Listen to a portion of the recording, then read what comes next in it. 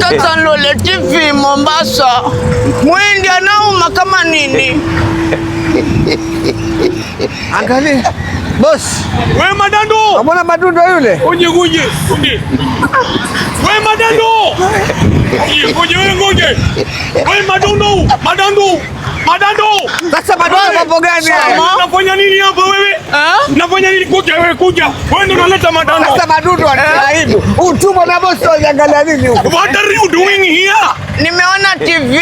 Hivi naacha nyumbani wewe. Samee bosi. Samaa wako. Samee. Hapana tena samaa.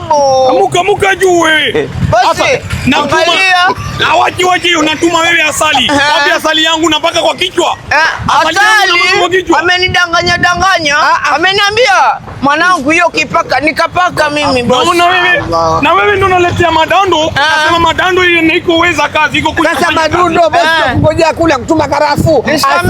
Zote ziko hapa sema ujipaka kwenye kichwa. Iko wazimu wewe na watu nasema akili nywele. Nywele wako wote inanyoa wewe. Wote umeenda. Sasa kwa nini inanyoa nywele hiyo kwa akili na kwa wazimu sasa wewe? Samee bosi, unajua kwenye maisha ni magorofa. Okay. Magorofa yanajengwa na sima.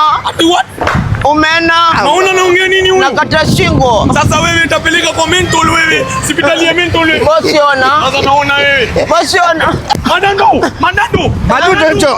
Madundo. Rudi kule. Mena ile. Bosi wa kwetu.